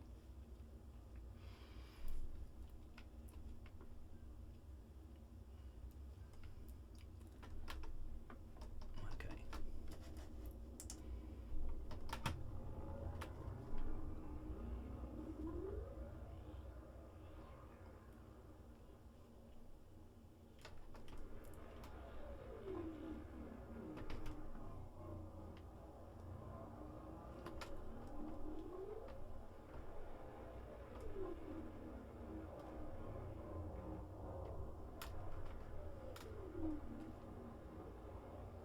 There we go. There are all the ships. I'm going to throttle back up to 450-ish. Perfect. Almost perfect. Close enough. Oh, come on. Can't quite. 50. Yes. Done it. Right. Cyberdamien says, please wait. Right. We've set the jump time. You got a bit of time. Cyberdamien, I hope you're lucky with that. So keep it going. We're locked on target for the hyperspace jump. 20:45 we will be throttling up. So you're quite right. You can charge at any time. You can charge at any time, but don't throttle up until 20:45. Okay, 20:45 now. Just need to go and check the music. Okay, so it's a bit of a tradition. If somebody can wing Cyberdami back in, assuming that's his commander name as well, he would obviously appreciate that. So that would be really, really cool. Let's just have an external view again. So I can see the fleet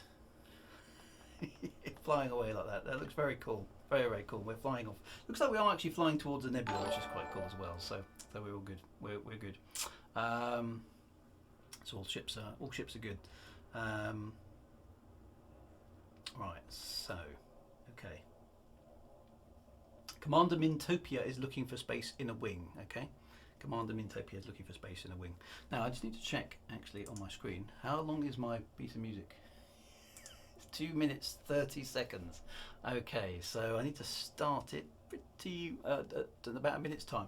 Now, okay, so we are flying towards a small Magellanic Cloud, so that's cool. Now the last theme tune. Okay, I thought we'd go out with a bit of sort of something a bit light. Now I was a bit worried that the Star Trek and Star Wars franchises might come after me with a big stick, so I've chosen something a bit older, something from the 80s. Okay. It was that one, a couple of people requested in the chat last week, so I've chosen a sci-fi theme for us to go out on. So it's not Star Trek and it's not Star Wars. And I've got a little bit of text which will hopefully give it away for those in the know. So it's a little bit old school. It's 80s. Okay, so apologies for those of you who weren't born in the 80s, but those of you who were born in the 80s, this is a bit more retro nostalgia fest as well. So I was going to avoid Star Wars Disney. My MIDI file for Blake 7 was so good last week that I actually got a copyright notification. So yeah, it's 80s. Okay, it is 80s. Right, I need to start it in about 30 seconds. So on that note, oh, someone's just appeared in the instance. That was quite cool. Let's hope this goes. Let's hope this works. Right. Let's make sure I reset that. Right. How are we doing time-wise? Almost ready. Okay. So, I've got to put on a bit of voice. I was trying to find a way to do reverb on my Twitch stream. I haven't figured it out. So, I'm going to do it. Okay. Here we go. Rifters, you defy the club? I sentence you to travel amongst unknown stars. Until you find the legend of Raxler, your bodies will remain as lifeless as stone.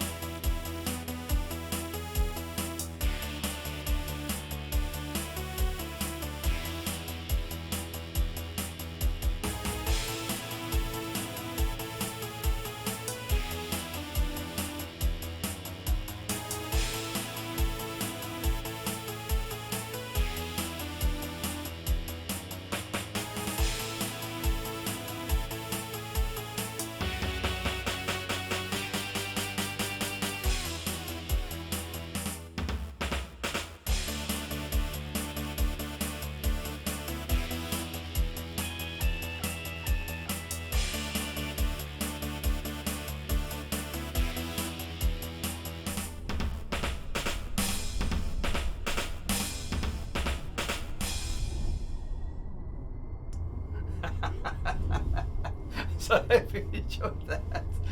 That was, of course, Ulysses 31 from back in the 80s. My favourite show, actually. My favourite show. So yes, I better go and catch my ride. So everybody needs to rendezvous now at the fleet carrier Absolution. That was one of the best hyperspace jumps I think I've ever seen. Actually, that was very, very well done. So well done, everybody, for getting that right. That looked awesome. Everybody at the bar on the Absolution. That's definitely where we need to head. So hopefully we'll all be able to land. As we travel back to the core world. There we go, there's the Absolution. Nice and easy to get to. That was awesome. Really enjoyed that. That's a brilliant song actually. It is worth digging out. If you haven't seen Ulysses, okay?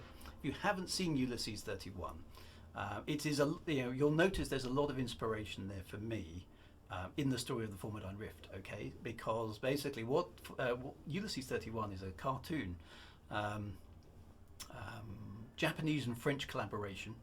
The best theme tune of any space show ever, in my humble opinion, that was my version of it, which isn't great, but it's okay.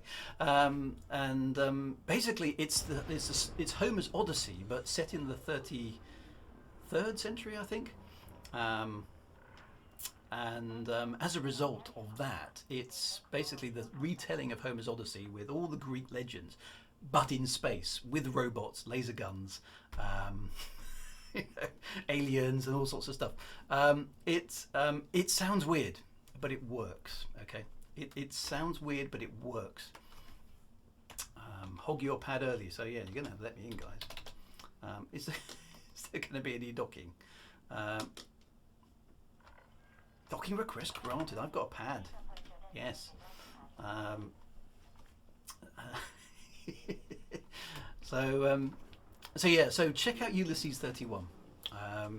It's 80s, okay, so you've got to give it some allowances, but it does work even today, and it was a massive inspiration for me in terms of, okay, so Greek legends, spaceships, aliens, robots, laser swords, yeah. So hence the Formidine Rift mystery was, space, aliens, robots, Greek legends, and laser swords. There aren't any laser swords, but there were swords. Now where's pad 5? That's down the end there. I better fly a little bit higher.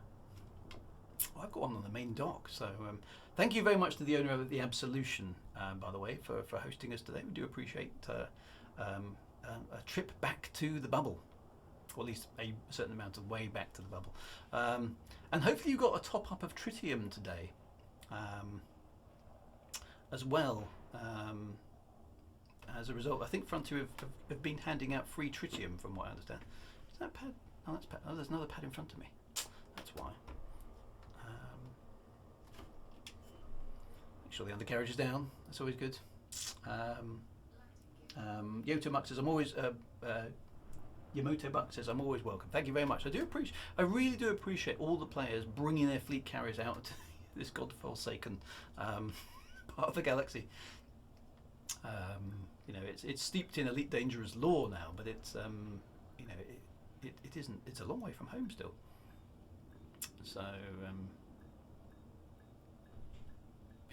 I appreciate the efforts. I know it's a lot of effort to fuel your ship up and bring it out here, and so on and so forth. So it means a lot to me that you guys have worked hard, and I know that these fleet carriers are very much a combined effort with people helping to refuel them and all sorts of stuff. So thank you very much, player base, okay, for supporting me on in the supporting me all those years ago. So I do owe a huge debt of thanks to the Elite community at large. Okay, so going back in the day, back in 2012, for the Kickstarter for Elite. I came up with the idea of running a Kickstarter because I didn't, in order to write a book during the Elite Dangerous Kickstarter, you needed to buy a writer's pack, which was $4,500. Now, surprise, surprise, I didn't have $4,500. So I started a Kickstarter of my own to fund the Kickstarter of Elite Dangerous so I could write a book. And players and fans, well, they weren't players at the time, they were literally just fans of Elite, hoping and excited about Elite Dangerous, backed my Kickstarter so that I could purchase a writer's pack so I could write the first ever Elite Dangerous novel. The Elite community made that possible. Then the Elite Dangerous community embraced that book, and embraced me in terms of conventions and things, and supported me when I got the second book out, and then all the players got involved with the Formidine Rift story, and they went exploring and they tried to work out the clues and all that sort of stuff.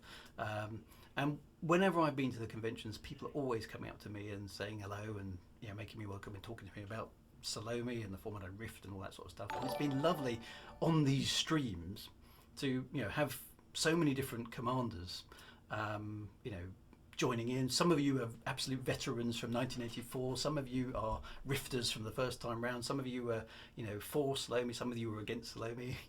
Everybody's part of this community. And some of you guys are new. You kind of only got involved in the game relatively recently, and you're kind of trying to catch up with the lore and what was going on and stuff. And I've been trying to make sure that story is kept alive, because I think it's a great story to tell. Both the meta lore of the game and the actual lore of the game are interesting things.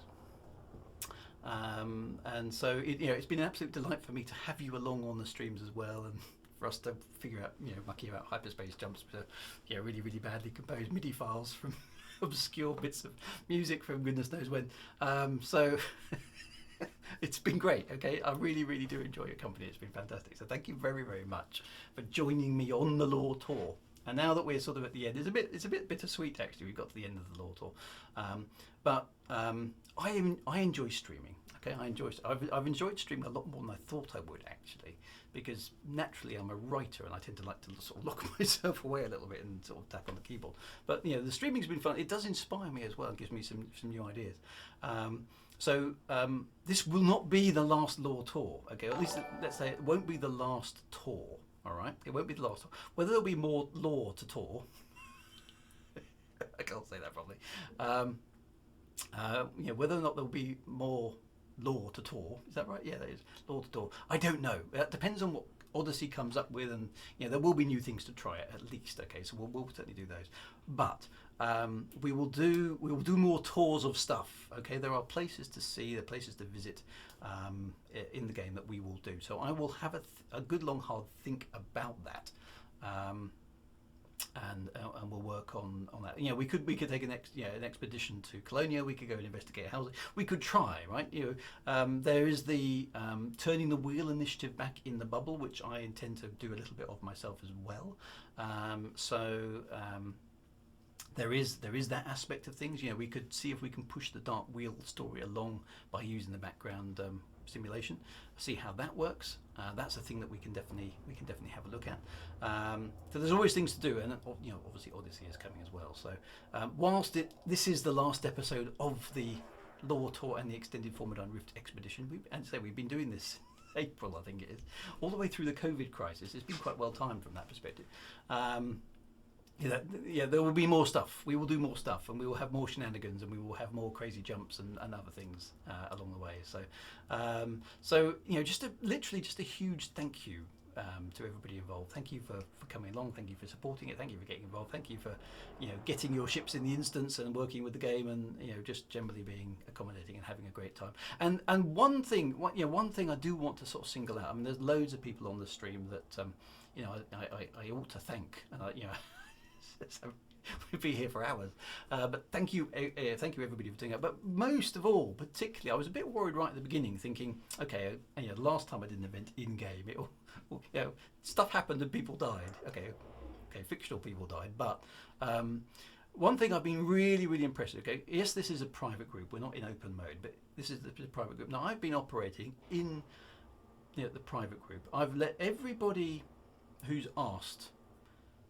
to be in my private group, I've let them in. Okay, I haven't had to, I haven't verified them in any way. Okay, I have literally just let them in and trusted that they will behave themselves. Okay, I've been doing this tour about 16 weeks or 17 weeks of tour.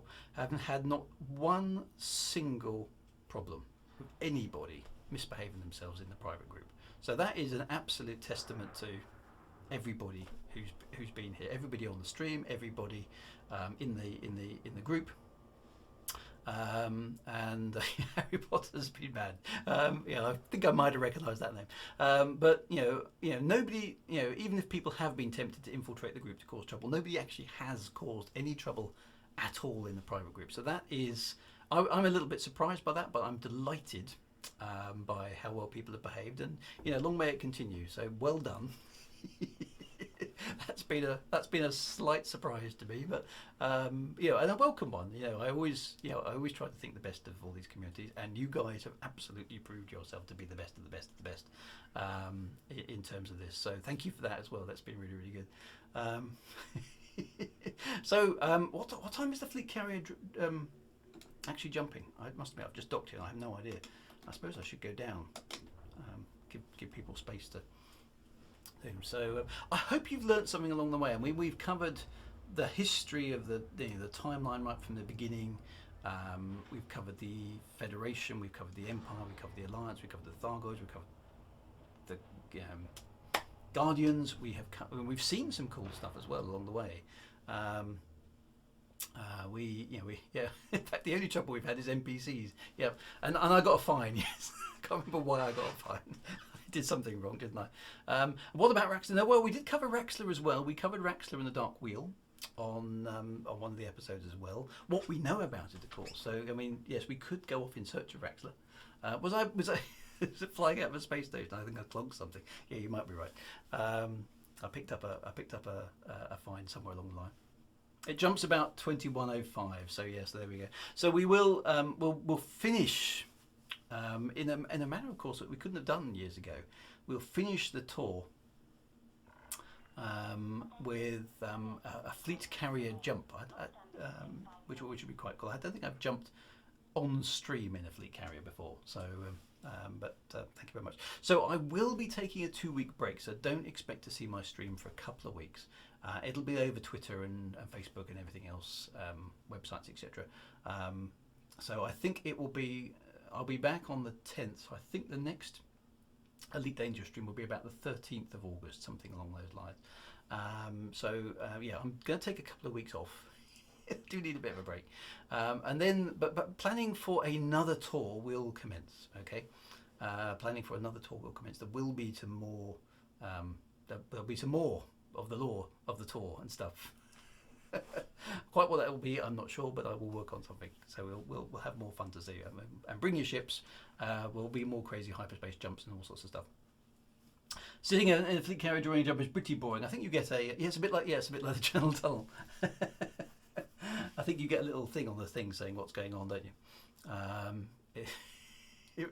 It wobbles around. You can't see anything, and they make strange noises. Oh well, it's quite cool. It's part of the game, isn't it? Carrier services, what does that do? I haven't even looked at the UI here, to be honest. Welcome to the Absolution. I see, there's a carrier overview. Oh, I didn't realise you could actually look at stuff. That's quite cool. So that tells us there we go. And that's where we're going. Okay, awesome. Estimated departure, there we are, 6 minutes away. Landing pad lockdown is coming up. So I can't select a destination, obviously, because it's not my fleet carrier, but that's where we're aiming up. Cool, that's quite neat. I quite like that. Let's have a quick look at the galaxy map.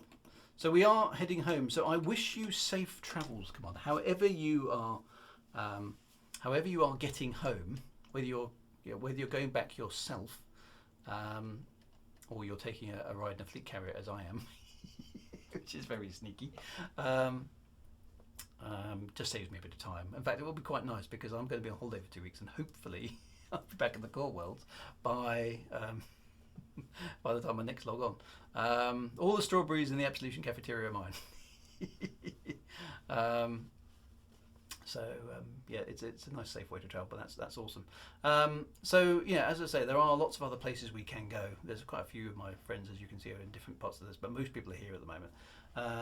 So yeah, we will do some of those sort of things as well. There is more to see. There's more to do than can ever be done. Lion King. So we will definitely do that as well. But we will watch the fleet carrier depart. So, my friends, you take absolute care of yourselves, okay? Get your ships back to the bubble safely. Cache all that exploration data in, make it worthwhile. Thank you all so much for joining me on this lore tour. Hope you have had a great time. And yeah, fly safe, okay? Don't bust your ship on the way home. The has jumped now. So wherever we are is wherever we are. Let's find out where we are. I missed the jump. Never mind. But there we go. So we're a certain distance back. Okay, 500 light years. So we're actually there. We go. So we've jumped from there to there, 400 and something light years. So we're on our way. We're on our way home. The club are trying to take me out, but they will not succeed. They will not succeed. So thank you very much. Thank you very much, everybody. Welcome back. Yeah. It was a fantastic holiday. Yes, thank you very much. I'm back now. Technology, pretty annoying. So yeah, apologies for that. Anyway, it only remains really for me to say my proper goodbyes. I will say that before my internet comes out. Look at that beautiful star. Sunrise on new narrative. There we go. Fantastic. So thank you for everybody who has joined in the wing. Thank you for everybody who's joined in the instance. Thank you for everybody who's just tagged along and shown interest. Thank you for everybody who's watched the streams. Thank you for all the fleet carrier folks who brought their fleet carriers along as well. So that's very much appreciated as well. And for everybody else for just having a great fun joining in. It's been a blast. It's been really, really good fun. So thank you very much for the narrative. Yes, for the narrative. So the narrative will never stop. You can't stop the signal, etc., etc., etc. So thank you very much for all your company. It really is a pleasure. Glad you've enjoyed it. We will do more stuff. Okay, we will definitely do more stuff. So that's awesome. Thank you very, very much. I do appreciate it. Apologies for these slight technical hitches that occur from time to time. I will working my best to iron them out. So yeah. So you guys take absolute care of yourself. Take a safe trip back to the bubble. Look after your ships, get them home, get that exploration data sold, and keep an eye out for whatever the next tour is going to be, because there will be one. So yeah, promise you that. So there we go. Thank you very much. You guys look after yourselves. Have a fantastic rest of the week. Have good times on Friday, and yeah, be good. Okay, right on, Commanders. Thank you for your interest in the lore, the narrative, and the stories. And it's always been a pleasure to be with me. Yeah, and check out Alessia Verdi. So friend request her in the game. I will see you back, I think. Let me just double check the date. It is. It will be. I will be back on the 13th. Actually, yeah, sort of 3 weeks, because I've got 2 weeks holiday where I won't be streaming. So yeah, back on the 13th. So 3 weeks from now, I will be back, and we'll do some new stuff. So yeah, be good. Thank you very much, my friends. Right on, Commanders, and 07. I will see you soon. Be good.